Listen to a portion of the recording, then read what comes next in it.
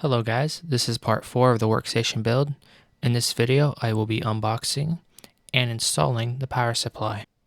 Okay, so for the power supply, I went with the Seasonic Prime Titanium. This is a 750 watt power supply, and this is pretty much the zenith of power supplies. This offers a 12-year warranty, and this is pretty much one of the highest quality power supplies money can buy.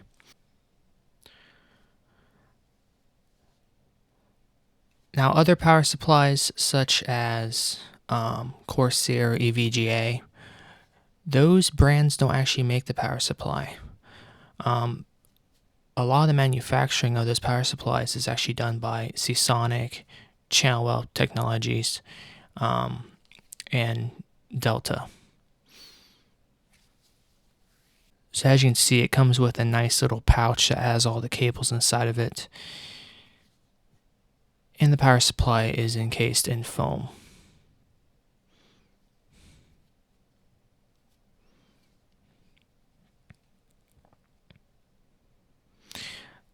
This is just a little adapter where you can manually turn on the power supply without having to use the motherboard.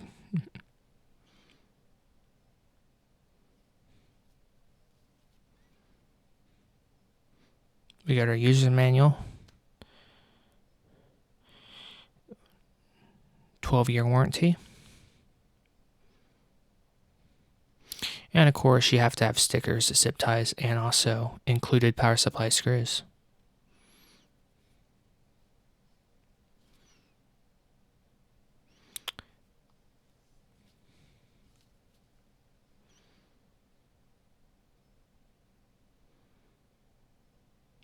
Powered by Seasonic, gotta have that, right?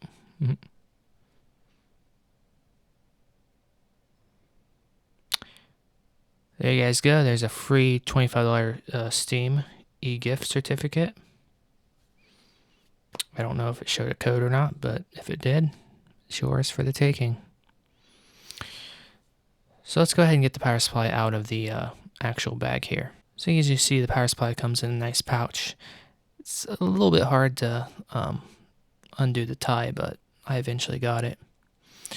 Now when it comes to power supplies, this is one of the areas where you do not want to skimp on quality at all. This power supply is a bit overkill for most. It's a $200 power supply, but we're talking about a professional workstation system here. But for power supplies, I wouldn't go any lower than about, I'd say $65 to $70. When you start getting into $30 power supplies and stuff like that, especially no-name brands or, crappy brands, you risk burning your house down or causing damage to your components. So there's the power supply. As you can see, this one has a lot of ventilation for airflow.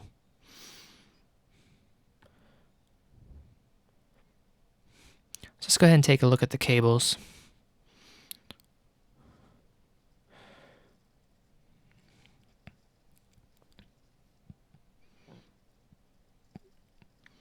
Now for the cables, I ordered all my cables from Mod DIY. I got custom link cables just because I prefer to have a cleaner, it's more cleaner to work with when you can run custom runs that are the right lengths and stuff and not have any excess. Also, and not have excess connectors that you don't need. This power supply is fully modular, so that is excellent. I will use Seasonic's include cables for the motherboard connector and for the CPU power. So here's a close-up of the power supply.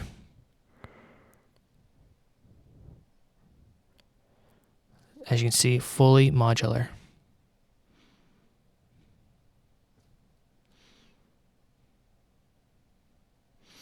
And this is 80 plus titanium.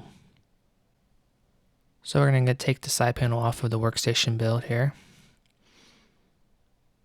And we're going to install the power supply into the case. That looks a little bit out of focus. So please excuse me for that.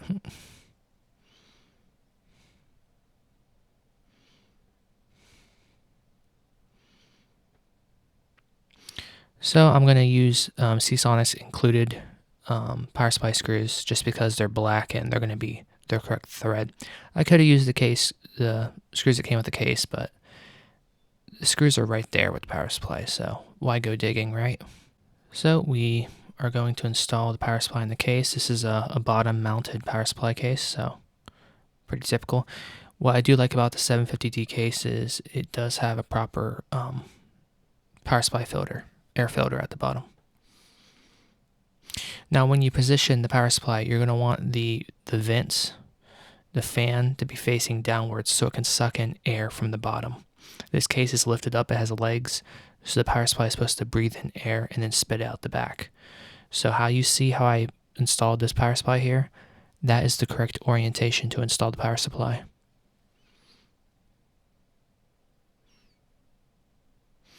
And I will peel off that sticker. So now we have to secure the power supply onto the case, so I'm going to use the included screws from Seasonic. Now this is very tricky. You got to make sure that you're screwing them into the right holes because a lot of people will end up screwing it into the grill. So you got to pay attention to where the case's actual screw mounts are at. Now you want to hold on to the other end of the power supply and push it outward. Otherwise, you saw what happened. The power supply is going to push inward. Now when you screw these in, you just want to get each screw in just a little bit. That way you know you have it all seated and you can move the power supply around still a little bit so you can properly adjust. So just turn them like a quarter turn or so. Just get them started, get them threaded.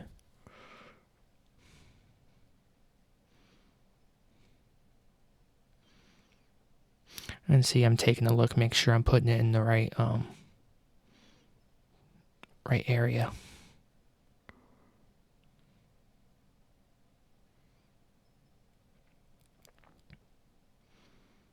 So while I'm pushing outward on the power supply, I'm going to go ahead and finally secure all the screws down now that they're properly aligned.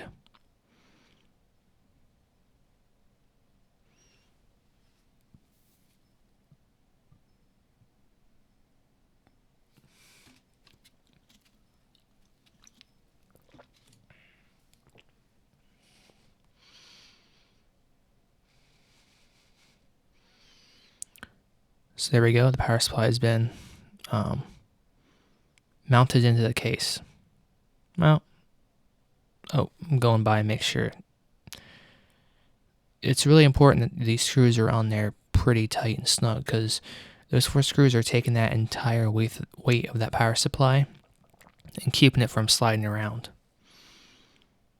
Power supply is a very heavy unit, so you don't want that sliding around. So there's what the power supply looks like installed into the case. But we're not done yet. We're going to have to install the cables. Now we can only install the cables for what we currently have in the build. So that's obviously going to be like motherboard and SATA power to the optical drives, stuff like that. We don't have the GPU yet in the series, so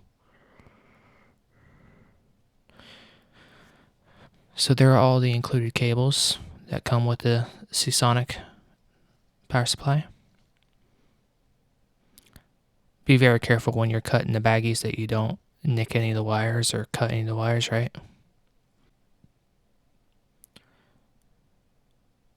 So now I'm going to look through each of the cables and try to identify the motherboard and CPU power cables. The motherboard one's going to be pretty obvious. It's going to have a huge ass 24-pin connector on it, and it looks like we just hit the jackpot.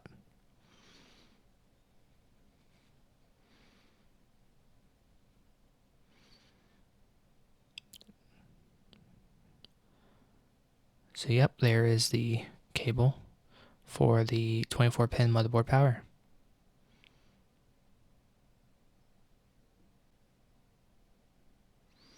Okay, so now we're going to start connecting some of the wires. It's very careful. You look at the cable to figure out what end goes into the power supply and what goes in the motherboard. Although you can't mix up the motherboard one because it's 24 pin. It's pretty obvious. But you'll see on the power supply what modular connectors go to what.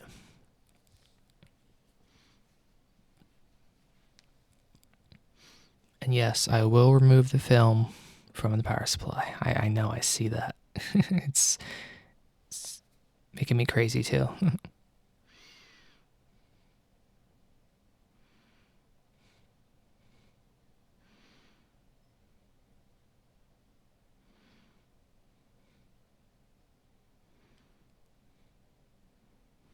So there we go. It has one big connector and one smaller. So you're going to plug this one into where it says M/B for a motherboard. And then I'm going to route the cable out through the nearest grommet.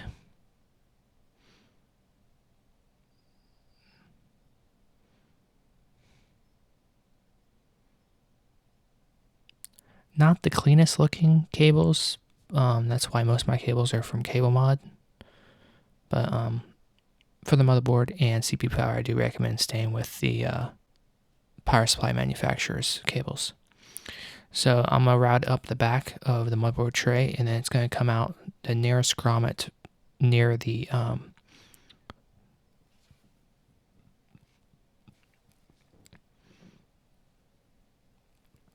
motherboard power connector. So I can see it's coming out the nearest grommet. And this is very important because you got to make sure you align the clip with the clip that's on the actual connector on the motherboard. You can't get it backwards because it's slotted a certain way, so it's not like you can install the cable backwards, but do note that so when you're bringing the cable in, you're bringing it in the right orientation. Now these are hard. You got to make sure that the cable gets fully seated and that the clip, you hear that click. It's latched on there. I will take like a flashlight and I'll look all the way around the connector and I'll look at the clip to make sure that it's fully seated and engaged. This is very, very important that you make sure that it is fully seated. A good way to get the cable on is kind of like seesaw it. Makes sense? So push it on the bottom, push it on the top, push it on the bottom, push it on the top, and kind of like wiggle, seesaw it while applying pressure, while inward pressure, and the cable will go on easier than just try and just push it in.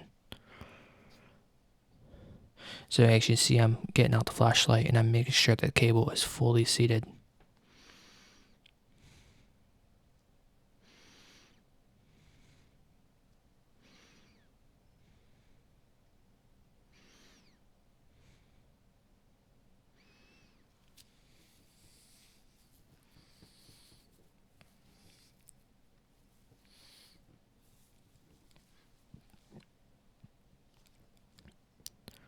And it looks fully seated, so this cable here has been successfully installed, but we're not done yet. We have to connect CPU power. That's pretty important.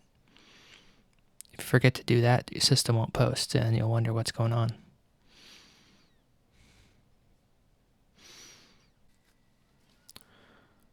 Okay, so now we're going to install the 8-pin CPU power. So I'm going to undo the twist tie. Now, depending on the power supply manufacturer and what cables they provide, some will be a full solid 8-pin, some will be a dual 4-pin that you combine. So on the power supply, you'll identify the CPU. It shares the same location with PCI Express. On the cable itself, it will say PSU on the connector. That's the side that goes into the power supply. And the other end of the cable on the connector, it will say CPU. That is the connector that plugs in to the CPU power connector on the motherboard. So now I'm going to route the cable out through the nearest grommet. As you're installing these power supply cables, you want to keep cable management in mind, which I'm trying my best to do. Of course, since I'm using the included power supply cables for these two cables here, I have no control over the length in any excess. That's why I like to do mod DIY. Or I mean cable mod, sorry.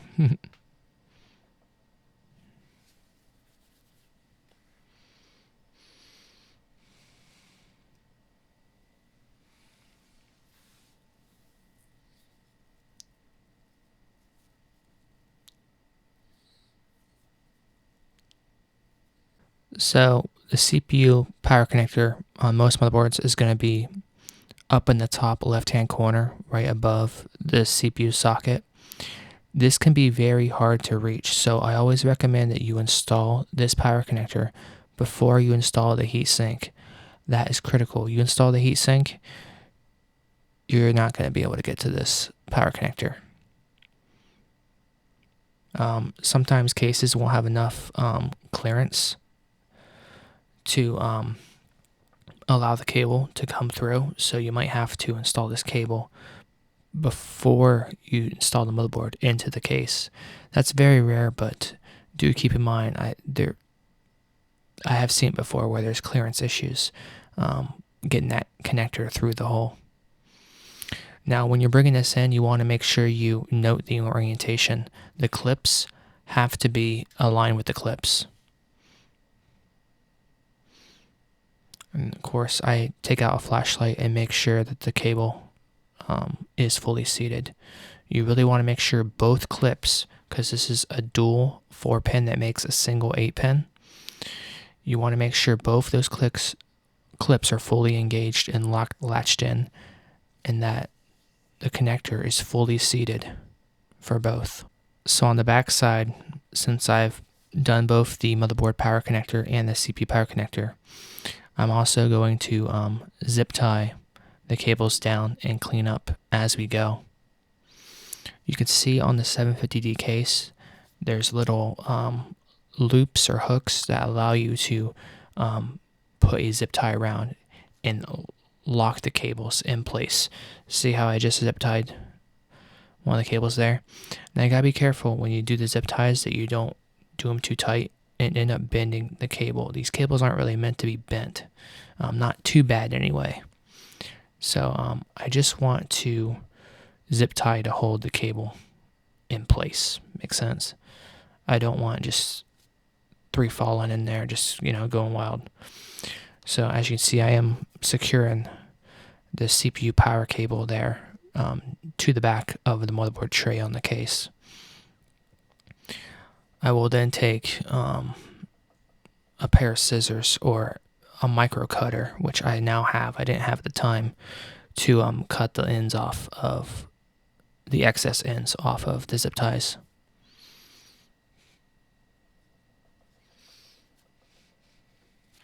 So I've secured the CPU power connector to the back of the motherboard tray. It looks like I haven't done the big fat motherboard connector on the back yet, but it looks like it's alright. It doesn't need to be secured yet. You don't really want to mess around with zip tying any of the other cables yet, because a lot of those are the front panel umbilicals, and you want to have the excess because you haven't connected them yet. So now I'm going to connect the front panel umbilicals. That would be your power button, your power LED, your hard drive activity LED, stuff like that. So this is a part where you have to RTFM, read the fucking manual. You have to refer to the manual and make sure that you're connecting stuff to the right headers and in the right orientation. So that looks like I'm bringing through the audio connector. Even though I will not be using the front headphone jack or mic jack. Oh no, that's USB 2.0, I'm sorry.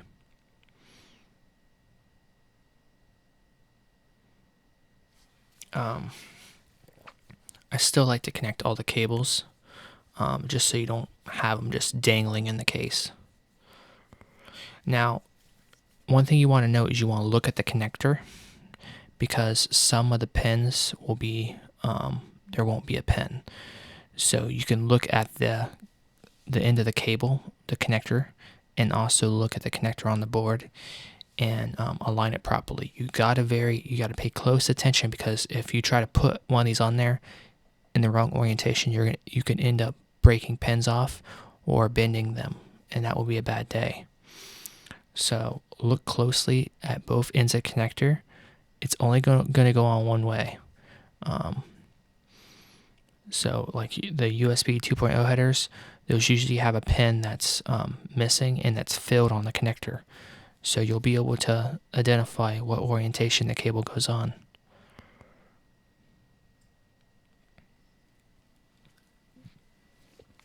Now, as I'm doing this, I'm pulling any excess slack, and I'm zip tying on the back of the motherboard tray. I'm cleaning up as I go.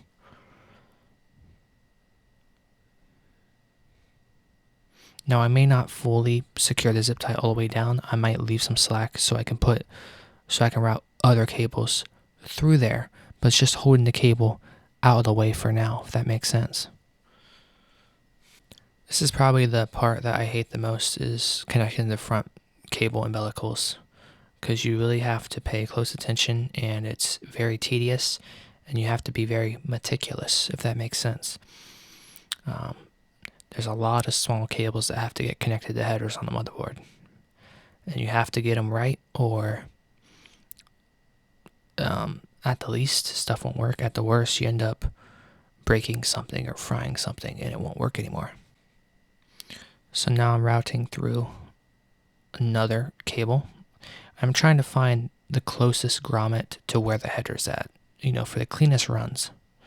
And it's even though the room is well lit, when you're inside a case, it's so dark. So I always have to have a flashlight when I'm doing this to really be able to see the connectors on the board and see the labels and the orientations.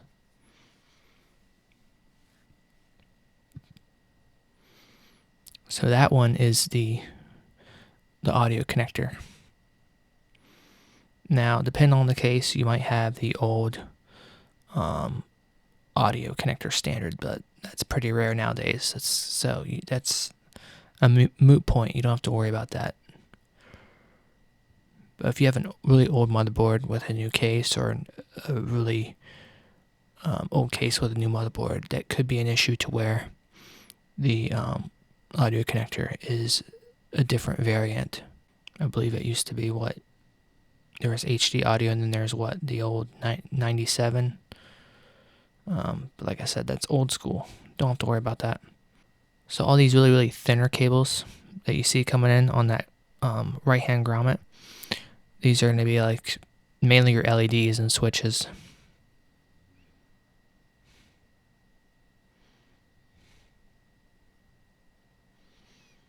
Now these will go, the LEDs and switches usually go on a single connector on the board. You have to identify the correct pin that they go on in the correct polarity. For a switch, it doesn't matter polarity, but for the LEDs, it does. If you get the polarity wrong in the LED, it won't damage the LED. The LED just won't illuminate. So if you turn on your computer and it's on and working, but the power light does not illuminate, you got the polarity wrong on the connector for it. So you just reverse it. Always refer to the manual. And same thing to hard drive activity light. The only way you're going to know the hard drive activity light's not working is you have to wait for the computer to be loading and doing something. You should be able to see it blinking.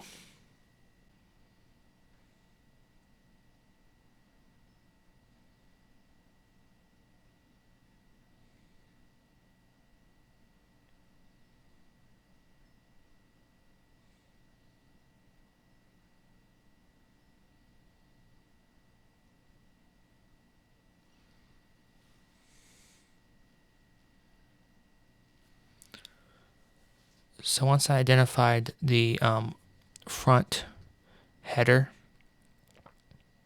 on the board, I found the closest grommet for it.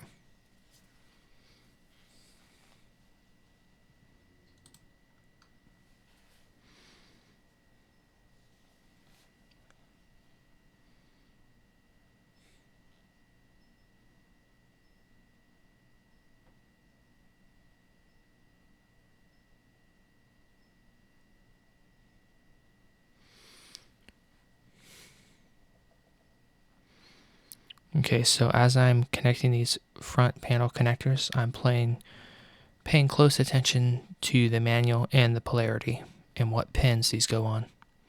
As you can see, all these cables are going to go on that one header on the motherboard. So I have to locate the correct pins to put them on.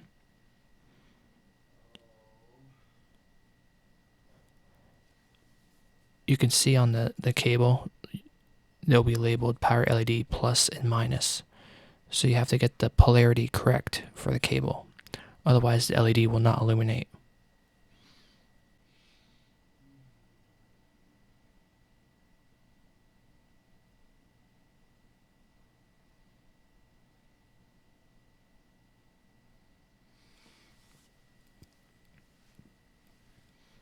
Now I will note some cases will have a reset switch.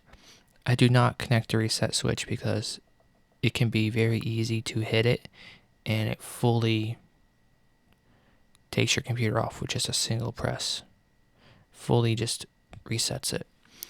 And this can be a problem when the switch goes to fail, because sometimes switches can fail or get stuck.